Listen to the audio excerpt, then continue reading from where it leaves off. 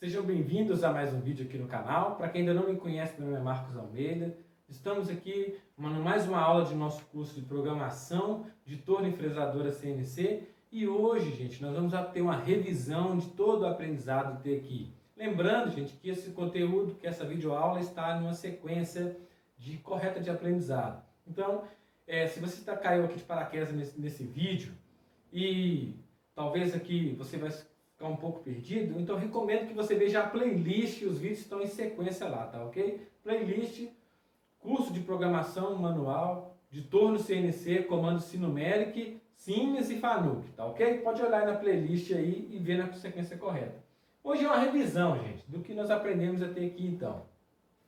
Bom, então, para a gente não perder tempo, no vídeo ficar longo, primeira coisa que é muito importante aqui, que a gente relembrar, é os códigos, né? Você lembra? Então, o primeiro código que a gente aprendeu é o deslocamento rápido, que é você sair de um ponto até outro ponto na velocidade máxima da máquina, né, do zero.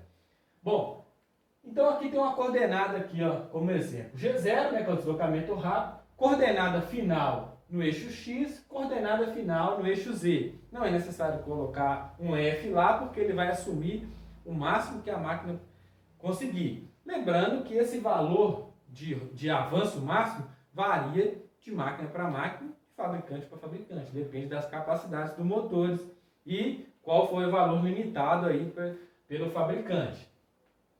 G1, interpolação linear com avanço programado. Mesma coisa. Só que também é uma função de deslocamento para os eixos. Tanto para X quanto para Y, os dois ao mesmo tempo. Só que dessa vez você programa, você determina uma velocidade de deslocamento.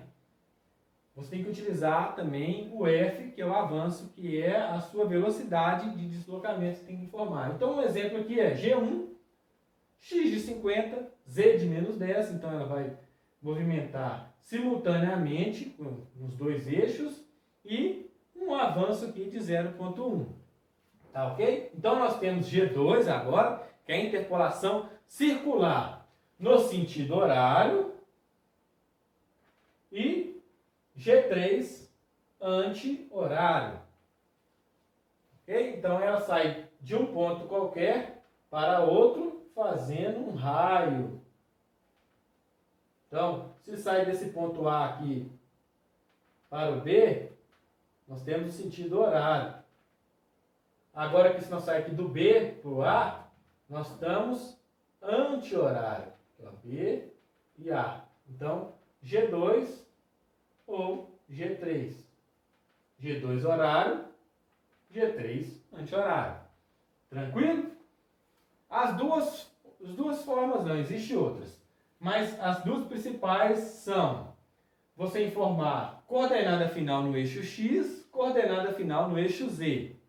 E o valor do raio. Essa aqui é, vamos dizer assim, que é a mais fácil e mais usual.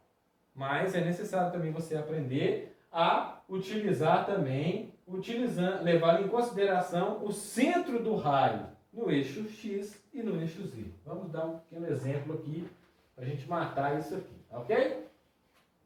Então, aqui, ó, nós temos um raio aqui qualquer. E aqui, o início dele aqui é 0, e esse raio aqui é 10 milímetros. Raio de 10 milímetros. Então, se esse raio aqui, o início dele aqui está no 0, aqui é 0, e termina aqui, nós temos aqui um diâmetro, teoricamente, um diâmetro de 20. Então, utilizando o primeiro exemplo, seria somente isso aqui, ó. Como o raio é 10, então o comprimento dele é 10. Então, ó, G2, sentido horário, tá vendo? Ó? Saindo do ponto A para o ponto B. Então, horário, ó. Sentido do relógio. Lembra? G2. Então, aqui, ó. X de 20, coordenada final no eixo X, coordenada final no eixo Z. E somente indicar qual é o valor do raio, R10. Primeira forma.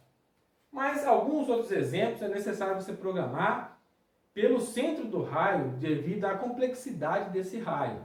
Tá ok? Então nós vamos aqui aprender aqui agora.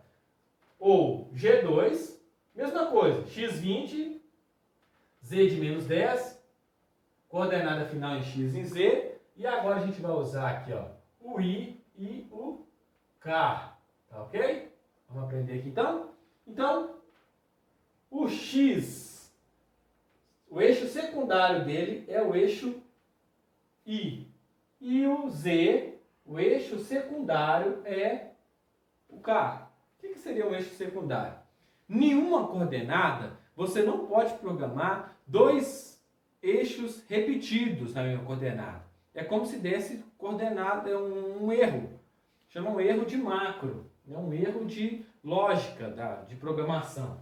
Então, você não pode fazer isso aqui, ó, G1, x20, z10, x5 de novo. Não, essa x5 tem que estar na coordenada próxima. Mas para substituir, no caso aqui utilizando o código circular, você pode substituir o x por uma outra letra. Então você vai indicar aqui um centro de rotação aqui para fazer esse raio. Tá ok? Então aqui, ó.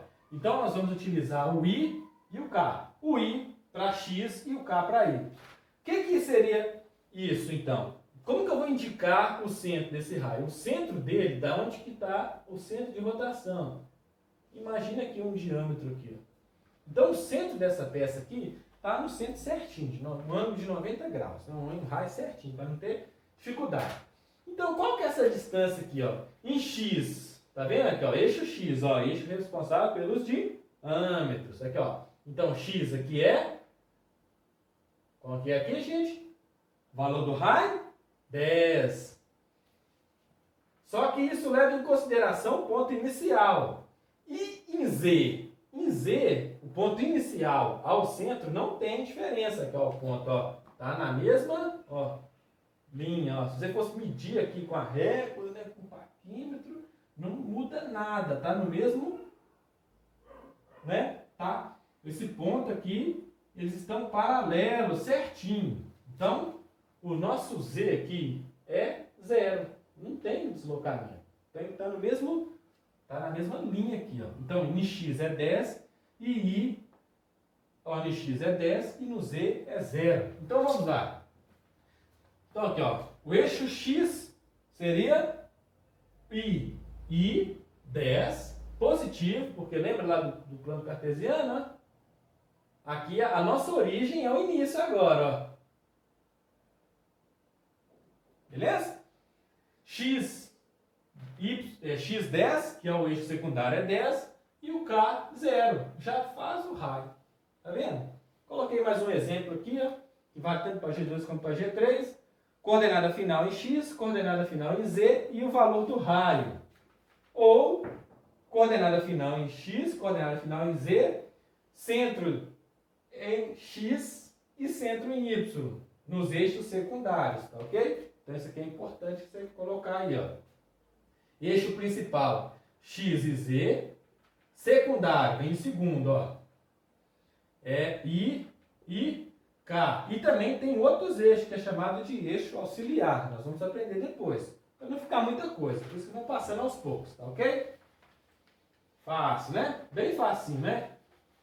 Então aqui, nós já relembramos aqui o G0, interpolação linear, ou seja, não tem movimentação, né, em raio, tudo. Ele está sempre em linha, sai de um ponto para o outro de forma reta, tá ok? G1 é essa mesma movimentação, só que porém com avanço programado.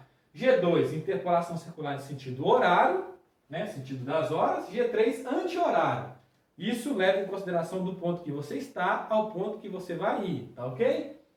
Beleza. E para encerrar aqui, que é outro ponto importante que é relacionado às coordenadas, gente. A localização das coordenadas, que é a nossa origem. Lembra lá, ó, você determinar lá o plano cartesiano, determinar os eixos, né? Nós também aprendemos, relembramos aqui hoje, x, ó, z e x, positivo, negativo, positivo e negativo. Determina a origem e a partir da sua origem ali, você localiza as suas coordenadas, tá ok? Bom, gente, é uma videoaula bem simples, mas é para a gente guardar, memorizar e tirar qualquer dúvida aí que tenha ficado das aulas anteriores. Então, um grande abraço e até o próximo vídeo.